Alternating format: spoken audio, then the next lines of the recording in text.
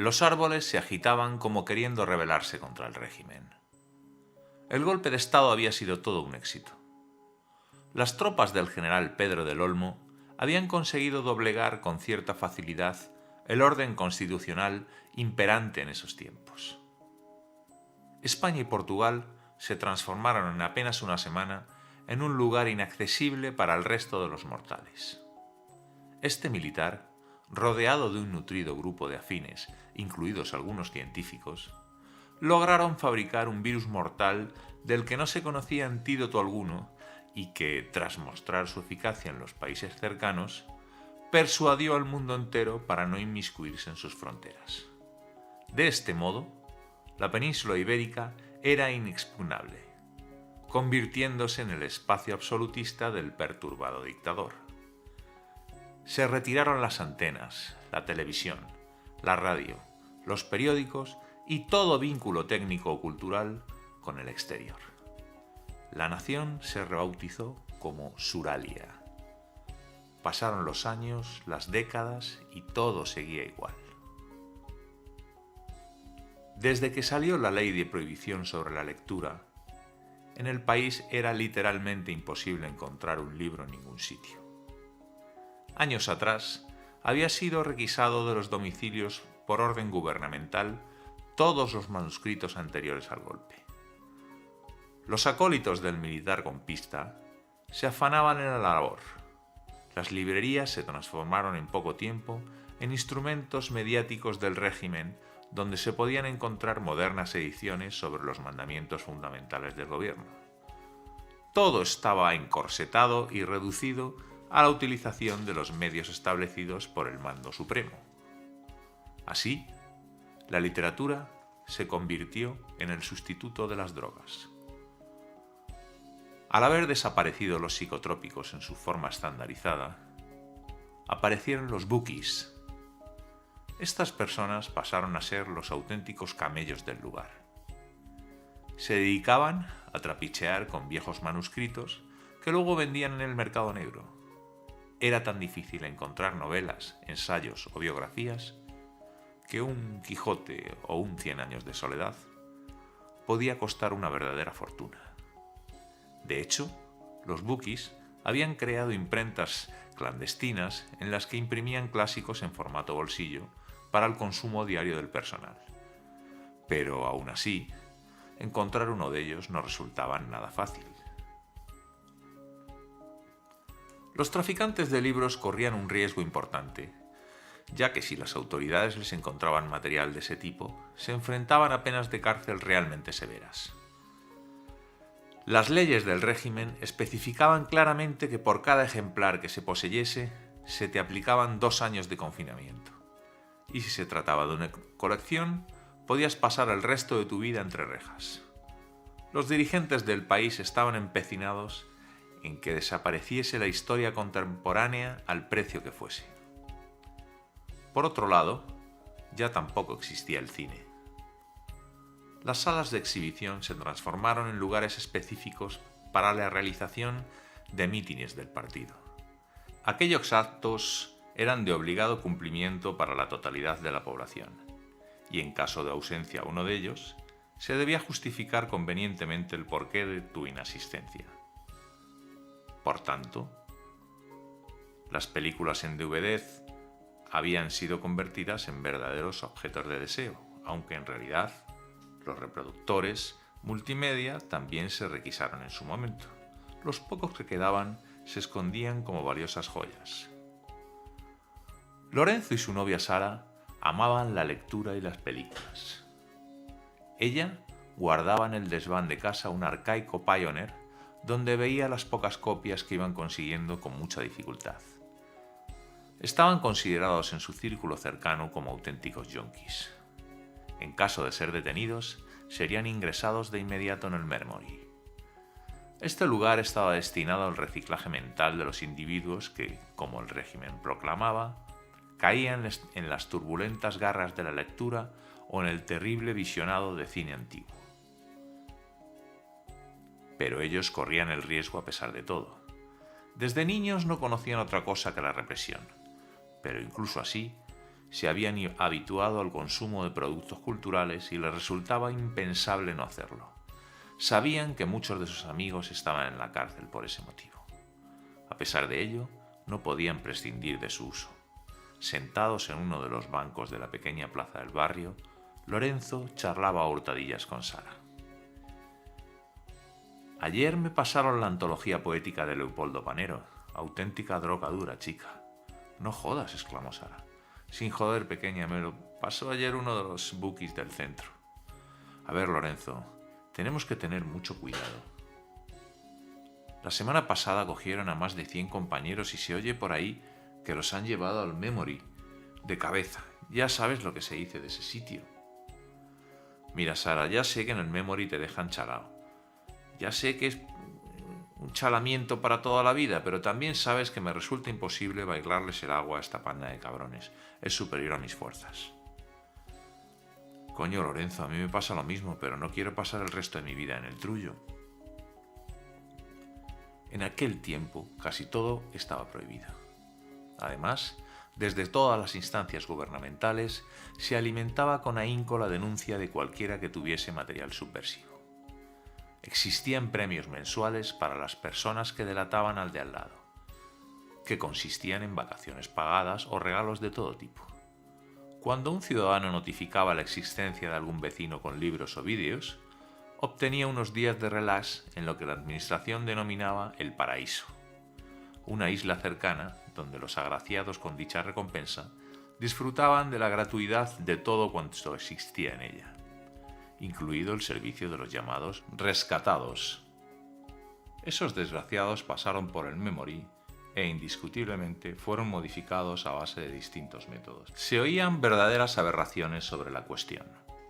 Al parecer, los rescatados formaban parte de un ejército de desmembrados mentales a los que se les había aplicado enérgicos castigos, entre los que destacaban los electroshock constantes, las torturas y todos los sistemas de reeducación necesarios para alterar su comportamiento, hasta el extremo de convertirlos en auténticos autómatas esclavizados.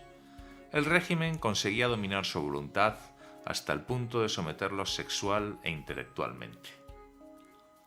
A Lorenzo le llegaban informaciones espantosas sobre las técnicas empleadas por los funcionarios del gobierno para subyugar a aquellos que transgredían sus tajantes órdenes, aunque esos datos topaban con los que le proporcionaba su viejo amigo Pablo, un anciano que se resistía con uñas y dientes a ser ingresado en cualquiera de las residencias institucionales. Los familiares de Pablo murieron o fueron transmutados en rescatados, pero él permanecía en su vieja casucha de las afueras. Lorenzo le conoció en una reunión improvisada de un bar del barrio, en la que, tapadillo, se trataba de intercambiar libros usados. Al día siguiente de quedar con Sara, fue a verle. El octogenario inculcaba al joven sus ideas revolucionarias con las pocas fuerzas de las que aún disponía. Verás, Lorenzo, desde que se instauró la ley de prohibición sobre la lectura, todo ha ido a peor. Todavía recuerdo cuando las ciudades estaban llenas de librerías en las que podías adquirir todo tipo de libros. Al contrario que ahora, a los niños nos obligaban a leer en la escuela. Leíamos mucho, desde ensayos a poesía, pasando por relatos maravillosos. Cualquier chaval disponía de carnet para visitar las abundantes bibliotecas existentes por entonces. Por pequeño que fuese, cada pueblo disponía de una. ¿Es cierto que existían clubes de lectura libre?, preguntaba Lorenzo. Naturalmente, yo era muy pequeño, pero recuerdo a mi madre cuando llegaba a casa y le contaba a mi padre las charlas que mantenía con sus compañeros del grupo literario al que pertenecía. Mis padres eran grandes lectores. Las estanterías del salón de nuestra vivienda estaban repletas de volúmenes de los mejores autores de todos los tiempos, desde Cervantes a Cela, pasando por García Márquez, Benedetti o Neruda. Me emociono al recordar a mi padre leyéndome antes de dormir un capítulo de Robinson Crusoe o un retazo de Alicia en el País de las Maravillas. ¿Cómo han cambiado las cosas, amigo Lorenzo? No te preocupes, Pablo. Entre todos vamos a conseguir que esto cambie de una puta vez. Si alguna vez tengo un hijo, no quiero que viva en un país como este. Lo más fácil sería intentar huir, pero está muy complicado. La España que tú viviste cuando eras niño debemos recuperarla al precio que sea, aunque nos cueste la misma vida, Pablo. Las cosas estaban mal. Los seguidores del dictador eran mayoría. La cotidianidad no reflejaba la realidad en sí misma. En el fondo, todo el mundo tenía miedo. Se realizaron elecciones cada 4 años, en las que de manera aplastante siempre resultaba ganador el general. Obviamente, todo era una farsa. En todas las ciudades y pueblos se hicieron instaurar pantallas gigantes en las que cada semana Pedro del Olmo declamaba interminables discursos ensalzando las mejoras en la nación y mostrando lo irracional del resto del mundo. Mientras, los educadores urbanos, una especie de guardias a pie de calle que obligaban a escuchar las podridas arengas del general, nos hacían formar marcialmente para oír a su caudillo. Queridos conciudadanos, Suralia es un ejemplo para la humanidad. Durante esta semana, nuestro ministro de Reeducación ha logrado enviar a los colegios del país más de 10.000 copias de la nueva Constitución. Como sabéis, nos ha costado varios años su confección, pero por fin la hemos terminado. Cada frase del impresentable era interrumpida por fuertes aplausos de la generalidad. Lógicamente, casi todos estaban más pendientes de los otros que del propio discurso en sí. A sabiendas de las innumerables denuncias existentes, nadie dudaba en aplaudir con vehemencia. El absurdo entusiasmo era acompañado por vivas al general y expresiones llenas de pasión de los presentes. La teatralización popular era la norma. Amado pueblo de Suralia, he de deciros con suma emoción que gracias a la pujanza de nuestros inspectores, guardianes del orden establecido, hemos logrado detectar, solo durante este mes, 8.000 libros prohibidos y más de 5.000 DVDs amorales. Las muestras de efusividad se generalizaron. Todo el mundo gritaba «¡Quemad los libros! ¡Quemad los libros!». Lorenzo gritaba como todos, pero en su fuero interno no entendía absolutamente nada.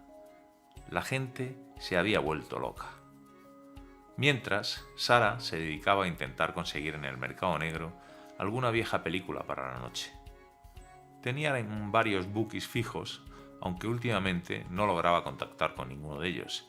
Cada vez que buscaba sus camellos literarios sentía un miedo atroz. De un tiempo a esta parte se sentía vigilada. En las últimas visitas a sus suministradores la había acompañado Lorenzo y había notado cómo alguien le seguía. No era solo una sensación producida por la incomodidad de lo prohibido, iba más allá. La semana anterior habían adquirido un ejemplar de Tokyo Blues de Murakami y al salir de la casa del Buki advirtieron que un extraño tipo les miraba amenazante mientras hacía alguna anotación en un pequeño cuaderno. ¿Has visto a ese tío? Creo que estaba espiándonos, comentó Sara. Acaba de hacer acto de presencia la Sara acojonada. Hacía tiempo que no lo hacía, dijo Lorenzo con ironía. Eres un incauto, Lorenzo. Cualquier día vamos a tener un problema, coño. Parecía que sus vidas seguían con relativa tranquilidad. Sara siguió con su normalidad, olvidando aquellos pequeños tropiezos, y Lorenzo continuó visitando a su viejo amigo Pablo. Sin embargo, los acontecimientos se iban a precipitar irremediablemente. Aquella noche de sábado, justo cuando estaban abriendo la botella de vino comprada para la ocasión, llamaron a la puerta con insistencia. Eran varios educadores urbanos armados. Esposaron a ambos y seguidamente registraron la casa. Encontraron varios ejemplares de Bukowski, vídeos de los 50 y 60, viejas ediciones de Hemingway y algún libro de Chekhov. El resto de material subversivo estaba en casa de Sara. A continuación, inspeccionaron la vivienda de ella y descubrieron el resto del pastel. Efectivamente, habían sido investigados. Las sensaciones que habían tenido con anterioridad no eran erróneas y el resultado final fue su detención. A la mañana siguiente ingresaron en el Memory. Los primeros días fueron alojados en celdas independientes. Las autoridades no deseaban que hubiera ninguna comunicación entre ellos, ya que podían vulnerar los interrogatorios a los que iban a ser sometidos. pero las jornadas iniciales solo eran de tanteo. Al principio, el sistema funcionaba de forma opuesta a lo habitual. Fundamentalmente les preguntaban sobre los insurrectos, nombres y direcciones acerca de los bukis. En caso de comentarios negativos, los funcionarios del centro les ofrecían cigarrillos, chocolate e incluso horas de sueño. Ese era el lado amable de las averiguaciones. Sin embargo, el procedimiento no funcionó. Lorenzo y Sala no soltaban prenda. Ninguno de los dos abría la boca. No tenían comunicación, pero aún sin comentarlo, no eran unos chivatos. Por tal motivo, sus carceleros pasaron al plan B. Las órdenes del dictador eran categóricas. Si no alcanzaban los resultados deseados, entraban por defecto en el ciclo más duro, el dolor. En la calle nadie sabía con exactitud cuáles eran los modos de proceder en el Memory. Se hablaba de palizas o violaciones de derechos humanos, pero nada concreto. Cuando llegó el momento, tanto Lorenzo como Sara descubrieron por sí mismos que el poder de persuasión de los subordinados al régimen era proporcional a su locura. A los verdugos no les importaba un ápice que las sufridas víctimas perdieran la vida. Estaban más que acostumbrados. Después de varios días de intenso tratamiento, Sara habló. La recluyeron en una pequeña habitación con 2 perros atados a los que habían inoculado el virus de la rabia. Si no se avenía a razones, los soltarían. Convencer a Lorenzo costó algo más, pero poco. Tras varias palizas y amenazas de muerte, él todavía pensaba que si aguantaba, lograría salir indemne de allí. Todo cambió cuando lo llevaron a lo que ellos denominaban sala de despiece. Incuestionablemente, el lugar a donde llegaban los que aguantaban el resto de los martirios. Allí, al que no hablaba, le iban cortando con una sierra mecánica todos sus miembros, uno por uno. Después de seccionarle todos los dedos de la mano izquierda, comenzaron con la derecha. «Es duro el chaval», comentó su torturador. «Vamos a ver si aguanta la otra mano», exclamó el otro verdugo. «No, por favor, la derecha no, no, no». «¿No? Son las 8». «¿Las 8? ¿Qué más me da que sean las 8? Mi mano derecha no». «Las 8, Lorenzo, las 8. ¡Vamos, Lorenzo!». Bruscamente Lorenzo abrió los ojos y con un respingo se incorporó en la cama. A su vez, Sara, a empellones, trataba de despertar a su novio. Todo había sido una terrible pesadilla, un mal sueño del que se recuperarían en décimas de segundo.